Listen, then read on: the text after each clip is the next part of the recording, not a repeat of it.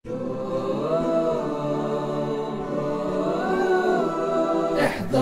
احذر من أسباب الغفلة، احذر من أسباب الغفلة، فالموت يجيء بلا مهلة، فالموت يجيء بلا مهلة. دنياك تضيع ولا تدري، والجاهل يمضي في جهله. احذر احذر من أسباب الغفلة، وتغفل عن درب المولى، عن غايات الدين المثلى.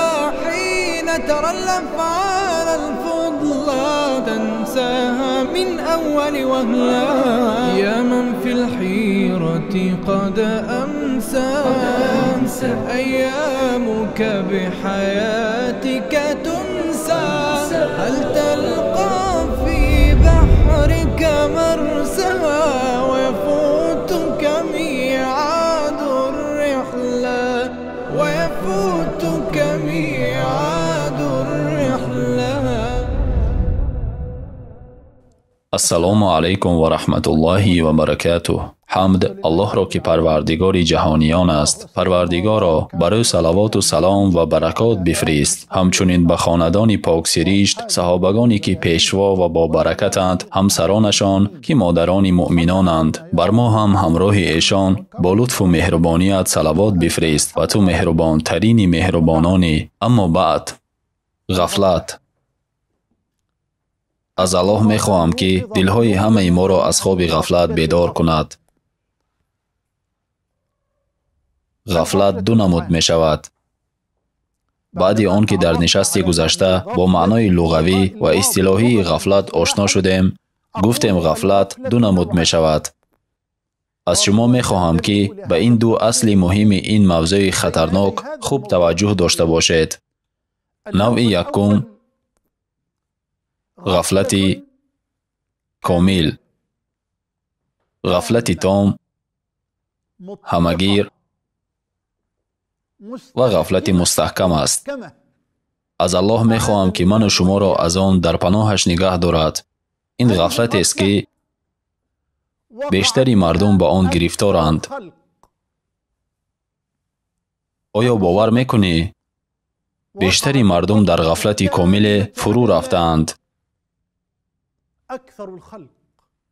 الله تعالی می فرماید: و ان تطع اکثر من فی الارض یضلوک عن سبیل الله. در جای دیگر الله می گوید: و ما یؤمن اکثرهم بالله الا وهم مشرکون. الله تعالی گفته است: و ما آمن معه الا قلیل. الله تعالی می فرماید: الا الذين آمنوا وعملوا الصالحات وقلیل ما هم. در جای دیگر الله می گوید: و قلیل من عبادی الشکور. بیشتری مردم در غفلت تام، کامل، مستحکم و همگیر هستند. این است واقعیت اکثر مردم. این غفلت است که قلب را از تمام خیرها محروم می کند و آن را از تمام فضیلتها باز می دارد. گوش را از شنیدن حق با وجود دلیلها باز می دارد و چشم را از دیدن نشانه های کونی و قرآنی نیز باز می دارد. الله تعالی می فرماید: و به درستی که بسیاری از جنیان و آدمیان را برای دوزخ آفریدیم. آنها را دل‌هایی است که با آنها نمی فهمند و آنها را چشم‌هایی است که با آن نمی بینند و آنها را گوش‌هایی است که با آن نمی شنوند. آنها مانند چهار پایان هستند، بلکه آنها گمراه‌ترند. بشنو و دقت کن. آنها غافلانند. این همان غفلت تام است. باید این نوع غفلت را دانیم تا در آن واقع نشویم و دلیل‌های قرآنی و نبوی را دقیق درک کنیم. باید در آیات‌هایی که الله تعالی به اهل غفلت تام، کامل، همگیر، یعنی به آن کسانی که وجود الله را انکار کردند و کافر شدند نازل کرده است تدبر کنیم. اهل غفلت نوع دوم باید اینها را خوانند.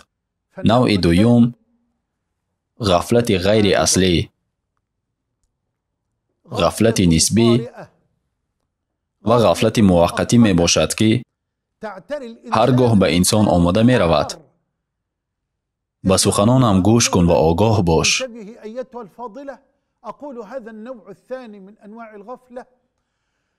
از نوع دوم غفلت قریب هیچ مسلمان و هیچ مؤمن و هیچ پرهیزگار در امان نیست.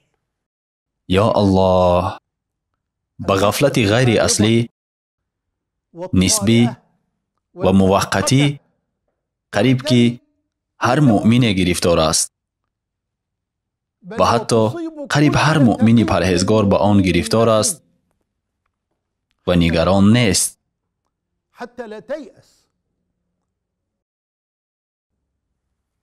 پروردگار است و بنده است. پروردگار است و بنده است. در سخن الله که تو را آفریده است تدبر کن و او از حال آن چیزی که آفریده است آگاه است و او لطیف و باخبر است. در سخن الله تعالی خوب تدبر کن. ان الذين اتقوا اذا مسهم طائف من الشيطان تذكروا فاذا هم مبصرون. پس تقوا را پیشه کن. از شیطان وسوسه به آنها می رسد. بله. اما فرق بین پرهیزگار و بدبخت این است که بدبخت در بدبختی و گمراهی، سرگرمی و غفلت خود باقی می ماند.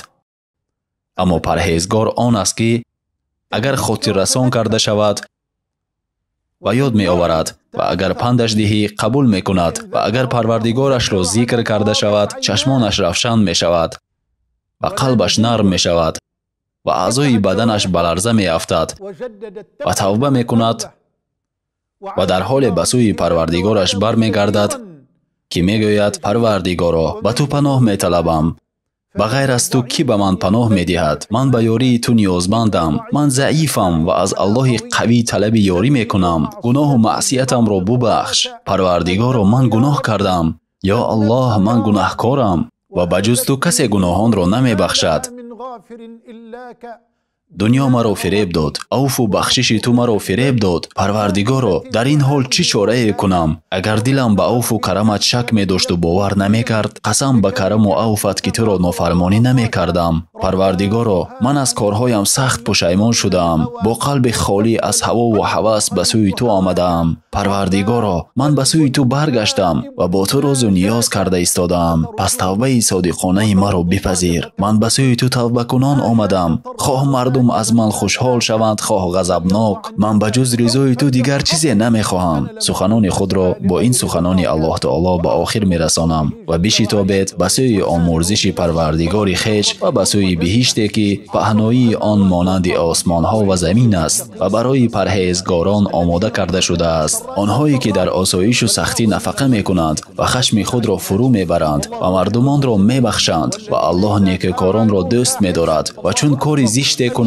الله اکبر. آیا پرهیزگاران کاری زشت میکنند؟ بله. و آنان کسانی اند که چون کاری زشت کنند یا بر خود ستم کنند الله را یاد کنند، پس برای گناهان خود آمرزش خواهند و کیست بجز الله که گناهان را بیامرزد و بر آنچه کردند دانسته اصرار نورزند. پاداش این گروه از پروردگارشان آمرزش و بهستان‌های است که زیر آن جایها می رود، در آنجا جاویدانند و چینک است اجر طاعت کنندگان. تا برنامه دیگر انشاءالله. سلام و درود و برکات الله بر پیامبرمان محمد و بر خاندان و اصحاب ایشان باد. و السلام علیکم و رحمت الله و برکاته.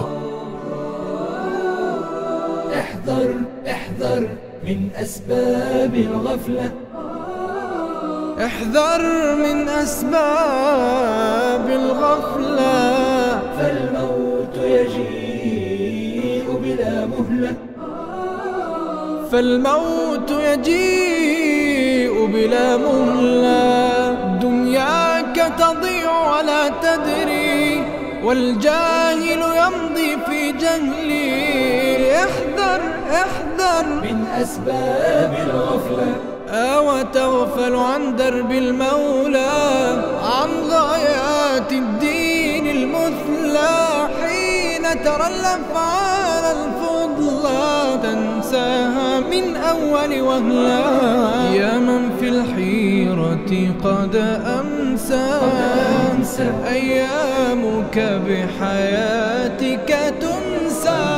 هل تلقى في بحرك مرسى ويفوت